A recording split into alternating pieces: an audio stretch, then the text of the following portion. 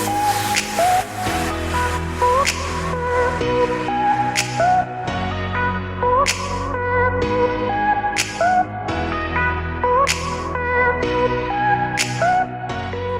to all the debt warriors listening, and welcome back to another episode of Millennial Debt Domination.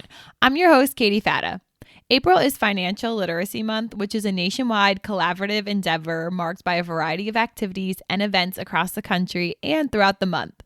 Financial Literacy Month is a great opportunity to check and promote your financial situation and skills. It doesn't matter if you just started earning money or have been earning money for a long time. Every day is a chance to reflect upon your spendings and improve your finances. Financial literacy starts with financial education, and today I'll be discussing the significance of financial education. I'll be joined by Laura Levine, who is the president and CEO of the Jumpstart Coalition for Personal Financial Literacy. The Jumpstart Coalition supports the financial education efforts of its partners and affiliates and brings together the financial literacy communication to foster cooperation and collaboration. Jumpstart raises the importance of financial literacy and the importance of financial education, not only in April, but all year round.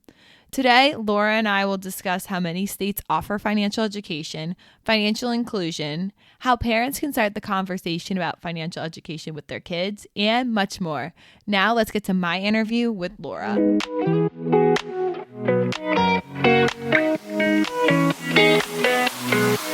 Hi, Laura. Thanks for being on the podcast today. Hi, Katie. Thank you for having me. Yeah, I'm looking forward to talking to you today because April is Financial Literacy Month. So today we'll be talking about the significance of financial education, which is such an important topic, especially to you guys at Jumpstart. So I'm really excited to have you today. Well, thank you. And I'm so excited to have the opportunity because, of course, I never run out of interest in talking about financial education, especially with April coming up. And so this is just great. Yeah, definitely. So, to get started, financial education is something that people use their entire lives, yet it's not taught at every school in the country. So how many states are currently requiring financial education to be a part of their school's curriculum? Well, that's actually not as easy a question to answer as it seems like it should be. Right. The Council for Economic Education does a study every other year called Survey of the States. And at their last publication, they had it at 23. Okay.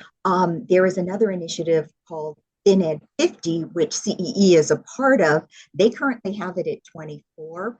One of the reasons it's a little bit hard is that sometimes legislation passes, and there has actually been quite a bit of new legislation since these reports came out. But because there's some ramp up time, the law has been passed, but it hasn't been enacted in schools. So that number sometimes is a little bit hard to pin down. Mm-hmm. But what we know, though, is that it's hovering around half the states, and that's clearly not enough. Yeah, I was going to say, so that's about half the country. Mm-hmm. But, how has this number changed over the years? Because even 10 years ago, it doesn't seem as if many schools were requiring financial education. It was more of an elective offering that kids could opt to take in, even when I was in high school, like a little over 10 years ago. So, yeah, it just seems like I think maybe it's changed over the years. How do you think? Yeah, so it certainly has been increasing. And, by I guess our perspective, not quite fast enough, right. But definitely we are seeing an increase, and this is due to a lot of the initiatives that have sprung up even from our community, different entities, and this is both at the state and national levels, and certainly at the state level, various initiatives to get financial education as a requirement in that particular state. But the thing about the number of states requiring financial education is that doesn't always tell the whole story. And so I think that for example, there are some states like the state of Maryland that passes educational requirements at the county level. And so there are some counties that require financial education now, but not the whole state. And so it doesn't always appear in the statistics that we look at the most. And I think the other thing is that, financial education is taking place whether required or not, there's good financial education taking place across the country. And not just at the high school level, but also, at elementary and middle school levels. So we are tracking, the growth in financial education requirements, even while we recognize that doesn't paint the full picture. Yeah. No, that makes sense. Yeah. So some counties would offer it, others don't. And does it even get broken down by like districts too? Like some districts do and some don't in some Yes. states? Yeah. Yes, absolutely. And Right. so there's variation from state to state. Most states set their educational requirements at the state level, Uh-huh. but not Okay. all states do. Some leave it up to the school district level or the county level. Mhm. And yeah, so there's a lot of variation in even what the jurisdiction is from one Mhm. state to the next.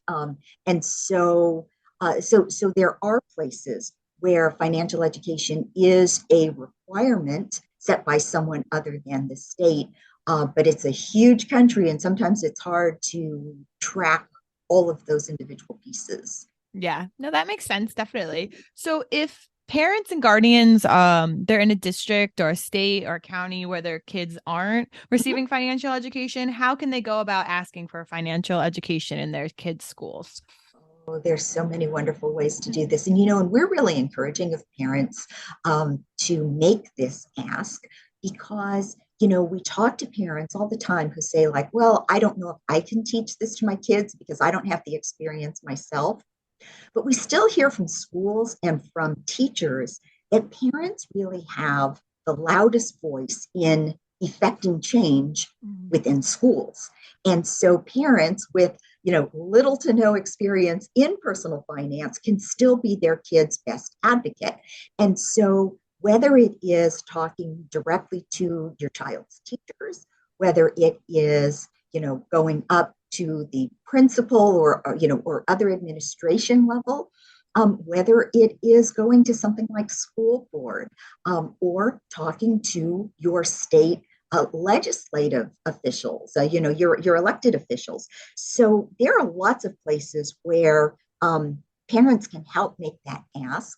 And it's not always one thing because sometimes, rather than finding the right person, there isn't usually a single decision maker. So rather than looking for that perfect person, the more people you talk to, you will start to create a sense of the topic as an urgency. So we encourage people, parents, guardians, and really anyone, to just introduce the conversation wherever possible, to start getting schools and administrators thinking in that direction.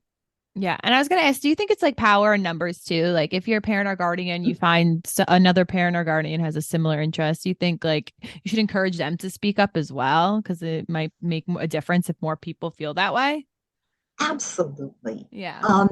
And so that is, this is how things like PTAs are formed and what have you, is that certainly parents recognize Mhm. that their voices are louder when they're, all heard together. And so this is certainly a way that we can get our message heard is by, working together, which of course, that whole concept, Jumpstart is a coalition, Mhm. and so our whole mission focus is financial literacy, but how we get there is through collaboration and collective contributions. So the whole idea of working together is really inherent in the approach that we generally recommend.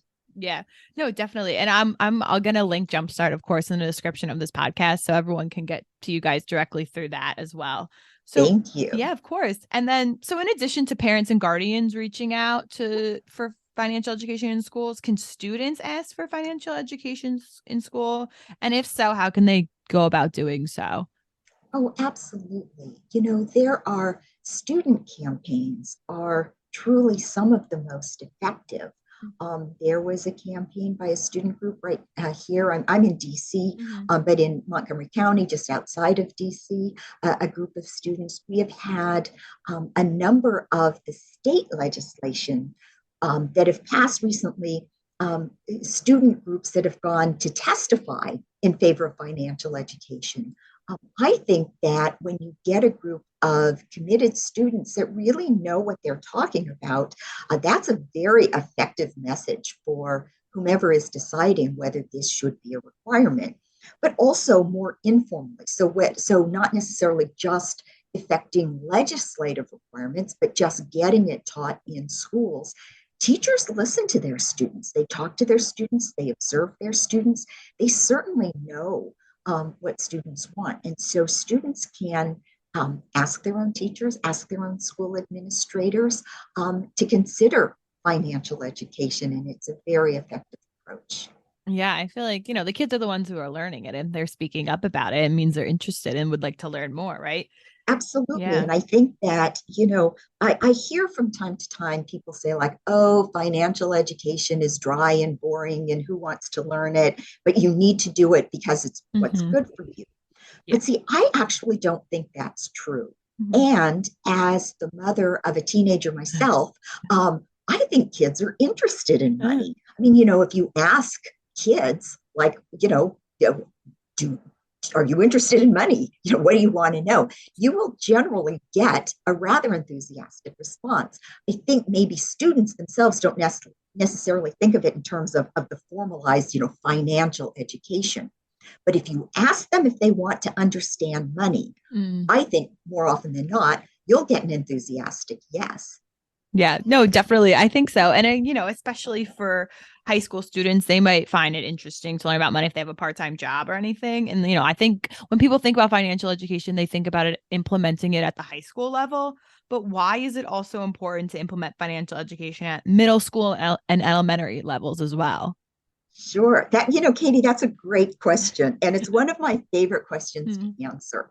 And so the first thing I would say is, like, look, you think back to your own childhood, or your kids' childhood, and um, kids are aware of money at a very young age. Kids are aware of money at Mhm. the preschool age.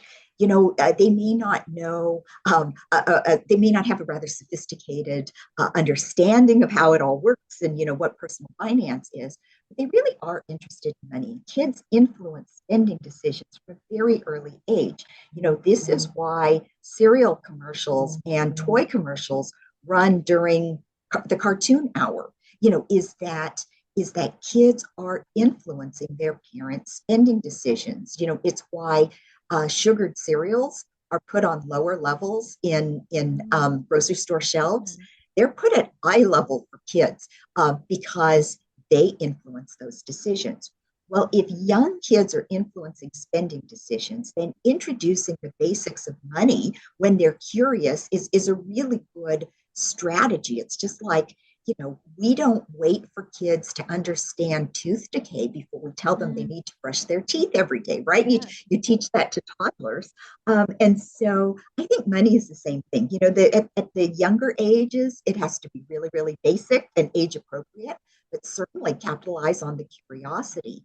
The other thing that I would say is that, as a parent myself, younger kids are more receptive to what we as adults have to say Mm. than, for example, their teenage siblings Yeah, who no, don't, definitely. who generally think that we're not as smart as we think we are. Mm. And so why not introduce some of these concepts, especially the more of the monetary value concepts as opposed to financial management, just sort of the things like delayed gratification, and those sorts of concepts. Absolutely. We can talk to younger kids at a time when they perhaps are more receptive to the message from their parents and teachers than they are when they get a little bit older.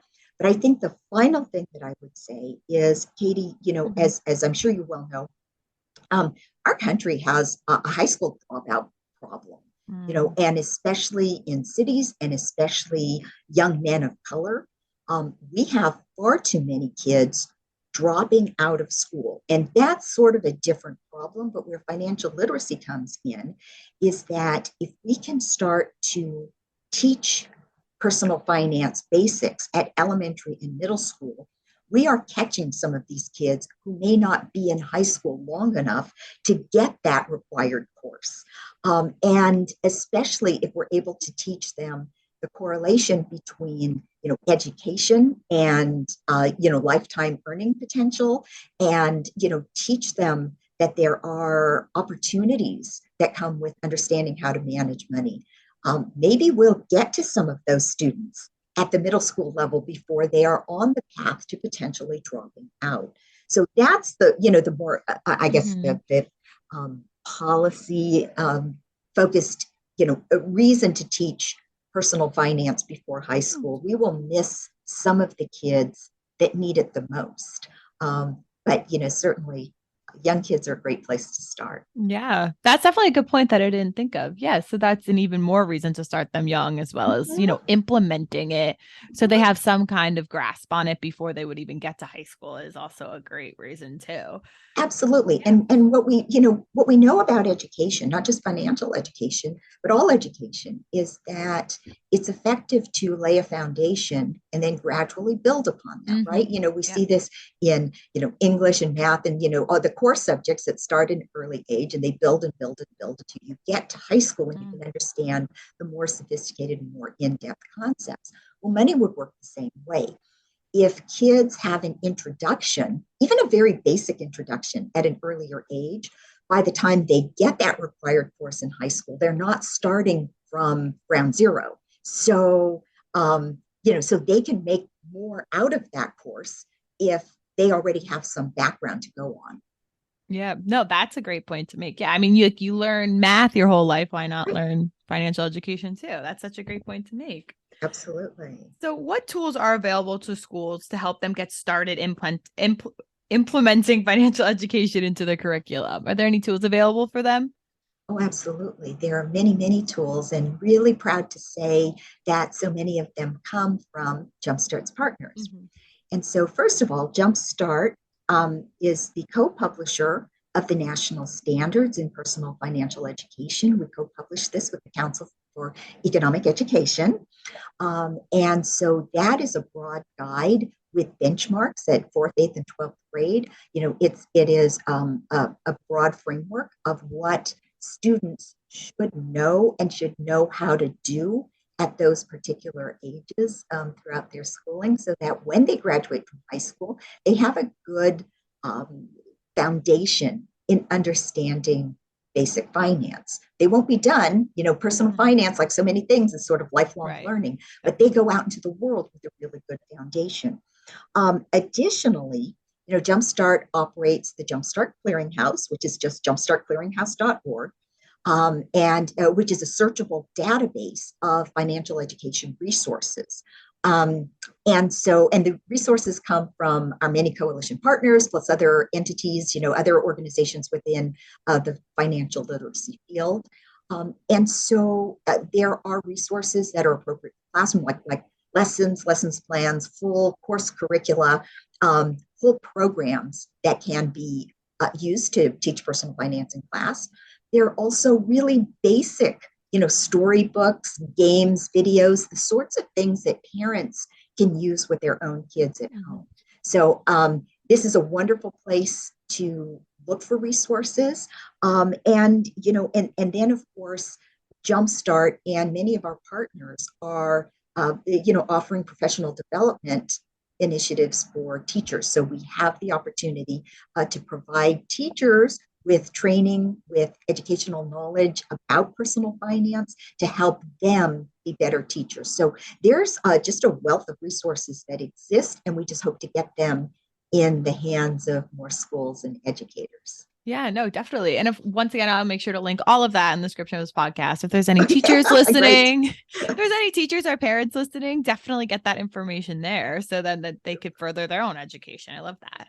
Thank you. So I want to kind of jump a little bit. Last year or 2 years ago, I did a podcast all about financial inclusion, but it was like a while ago. So I want to kind of talk about it here because it is important to financial education. So what is financial inclusion, and how does school-based financial education help further financial inclusion? Oh, thank you for that question, Katie.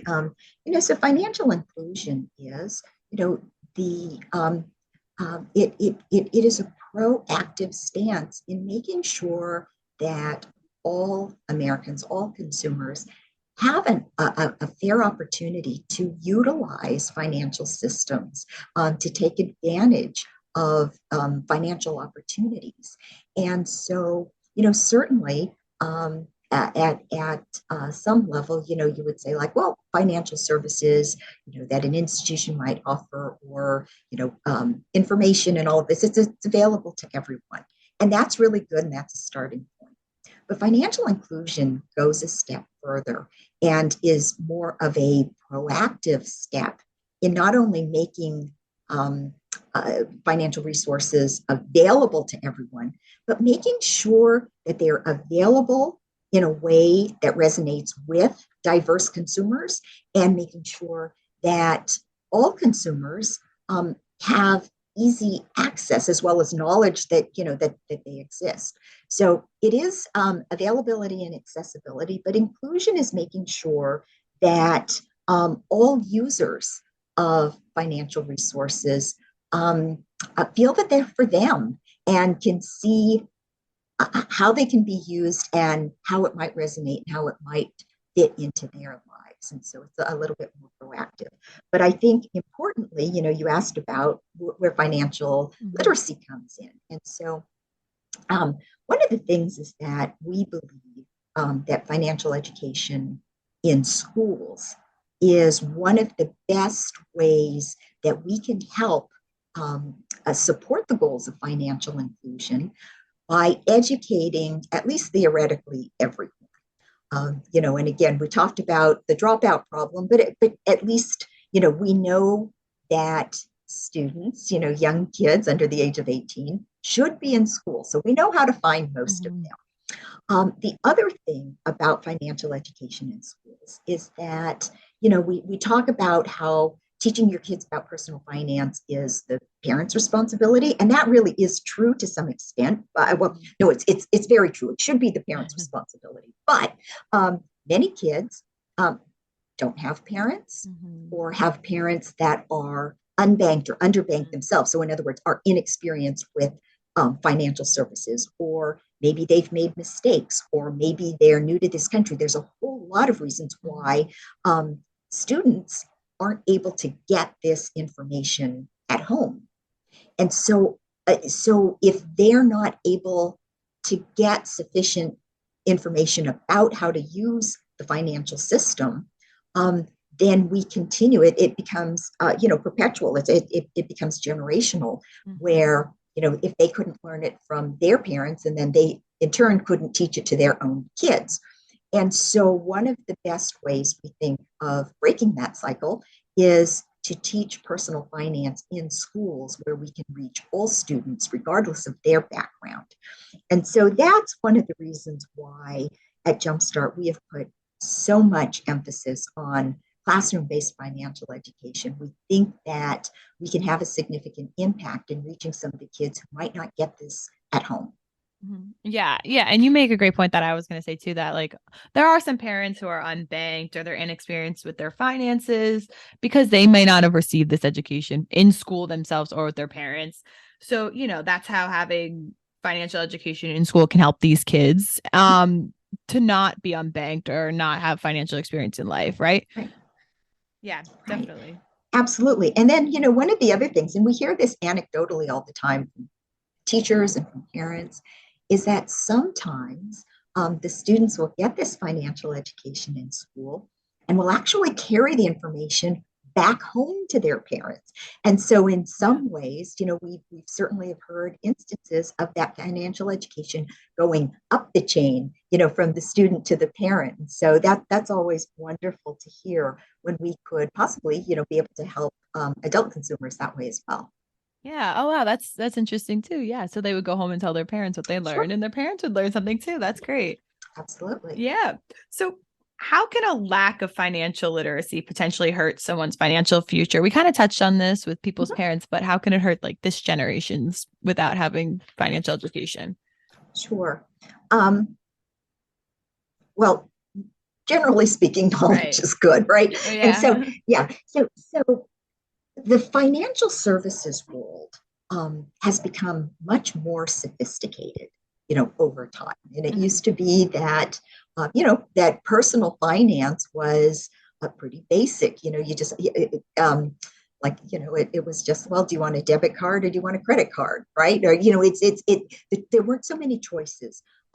Today, there's just, there's zillions of choices. There are debit cards and prepaid cards and credit cards, and some cards have incentives and some have fees, and so there's so many different choices. And that was just in the credit field, and it is the same throughout so many sectors of personal finance. Look at investing. It used to be that people who invested would go to their stockbroker, and the stockbroker would give advice. But today, more investing is self-directed, and now there's the influx of new types of investments like cryptocurrency, and so personal finance is a constantly changing field.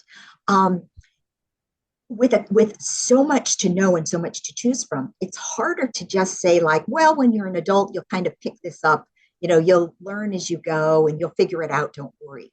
There's a lot more to know. And so having this as education, I think, is important, so that as a consumer goes out into the world, a young consumer goes out into the world, at least they have a better sense of what they may not know, where to go for help, what questions to ask. And so, we don't by any means think that a high school senior, is going to graduate with all the knowledge they have, that they'll need about finance, but certainly would open their eyes to more of what's out there so that they can ask intelligent questions and so that they can continue learning throughout their life. Yeah, definitely. I think implementing financial education in schools just makes people more well-rounded as well as adults. Absolutely. Absolutely. Yeah. So, we kind of talked about this a little bit earlier, but in addition to kids maybe teaching their parents about financial education, since many of them did not grow up with the financial education taught in schools, how would you recommend parents can further their own financial literacy as adults? Sure. So Jumpstart focuses on financial education for preschool through college age youth. Mm-hmm. But as a coalition, our many coalition partners, as well as some of our state affiliates, really do target also the adult consumers. So there are many, many resources, not just in Jumpstart's clearinghouse, but all over the place, that are wonderful tools for adults to learn about personal finance. There is, government initiatives like mymoney.gov, which are the government resources. Our own clearinghouse has resources, some that are focused on adults as well as for kids. And so I think the most important thing is for adult consumers to recognize that there's something to know, because once they do that, they will find the resources to help provide that knowledge. I think the other thing is that for adults to seek help. And so, whether that is help through financial services professionals, through credit counseling, mm-hmm. through any of the providers of guidance and assistance, it's okay to ask for help. And there are wonderful professionals out there that are ready to give it. And so I think that awareness with adult consumers is probably most important. And then the resources are out there. Yeah, I definitely agree. And I think for adults, it is hard to talk about money and admitting that you may have a lack of financial education. And, it's like with our program, it's hard for people to enroll because they don't want to admit they need help, but it's okay if you need help, definitely.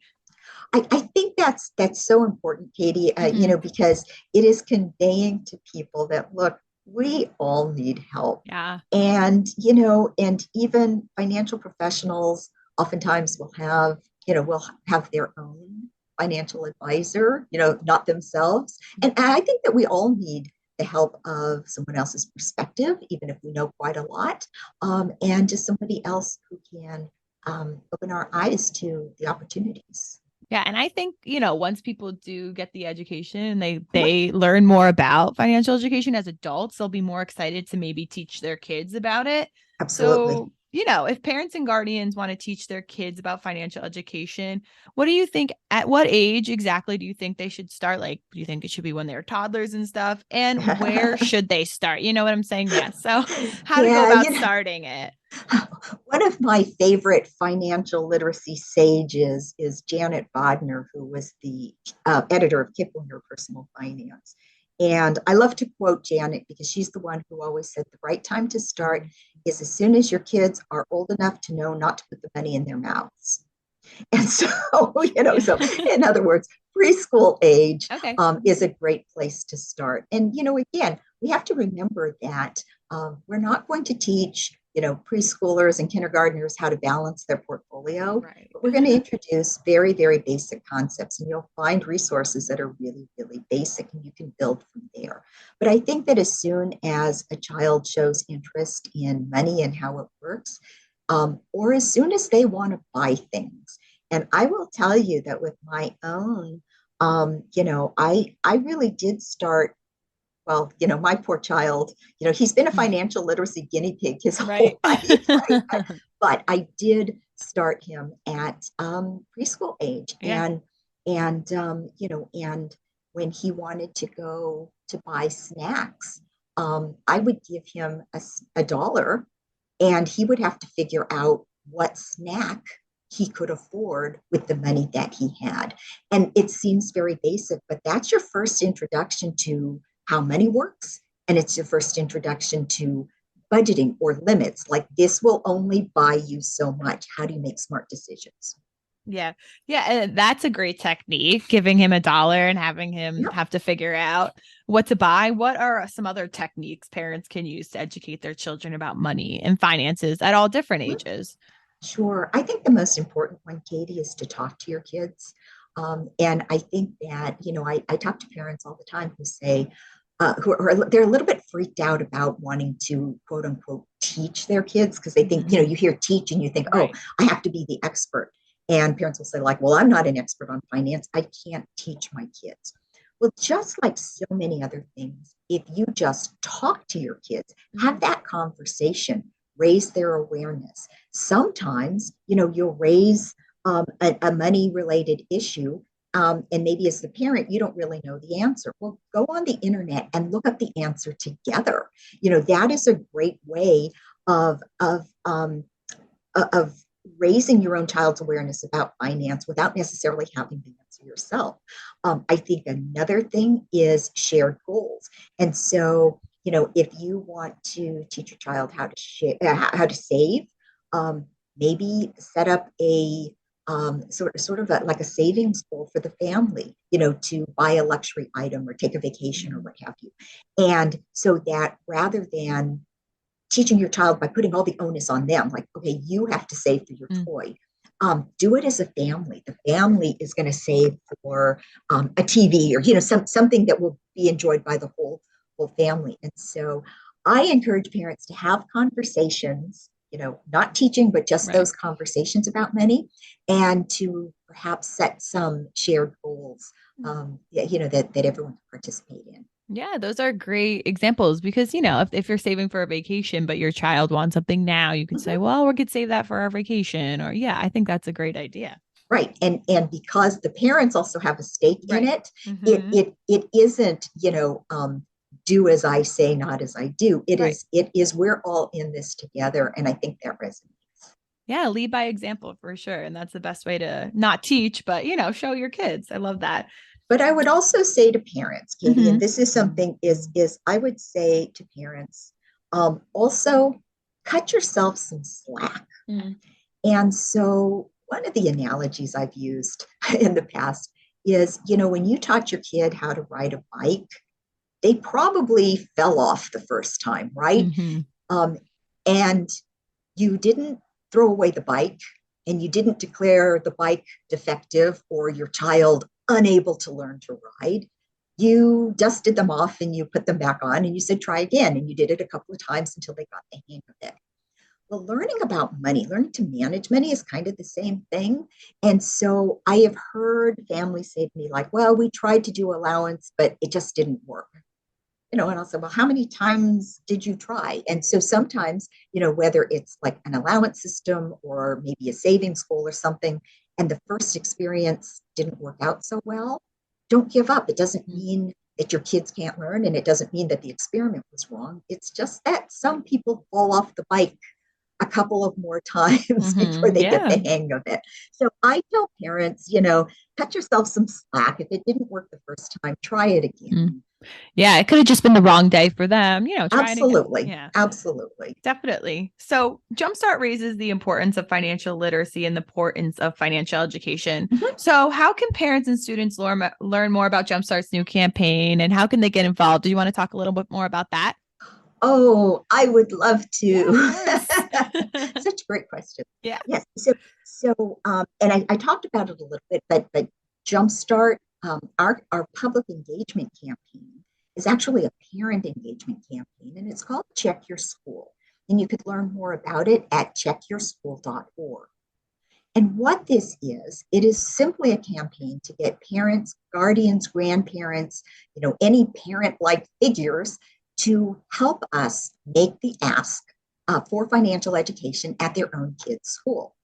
And so we're telling parents, look, don't worry about the whole country. Don't worry about a statewide requirement. Just start at your own kid's school, where you already know people to talk to, where you already know how to get there and how to walk in the door and have a conversation. Start there. And if enough of us do this, we're going to we'll create the mass and the grassroots, so to speak, to really get this message heard. And so the checkyourschool.org website has some tools and some information that will help parents make the ask, including how to email your child's principal, some talking points. And so we would like to see parents and other parent-like people to just worry about the school where your kid goes. And for everyone else out there who maybe isn't a parent or doesn't have another young person, well, look, we all went to school someplace, right? Call your old school where you went to school, or call the neighborhood school where you do volunteer work. The sense of the quote unquote our own school can be described in a lot of different ways. And so just start there and see if you can make the ask to get financial education started. If financial education is already taking place, then the ask would be, let's make sure it's as effective as possible. And so this would even pertain to, the many states that we did mention that already have a requirement. Well, let's make sure that the teachers know about professional development that's available. Let's make sure that the teachers and administrators know about the classroom resources that are available. Let's make sure that financial education is not only taking place, but that it is effective and it's meaningful and really helping the students. Yeah, that definitely seems like it is going to help a lot of people. Checkyourschool.org. I'll put that in the description of this podcast. Absolutely. But thank you so much for talking about your campaign and just joining me on the podcast today, Laura. Katie, thank you so much for giving us the opportunity. It's been delightful to talk with you, and really appreciate having the opportunity just to share some of our thoughts about how we can make this better. Yes, thank you so much. I so much enjoyed having you on and Jumpstart being a part of the podcast. Great. Thank you. Thank you.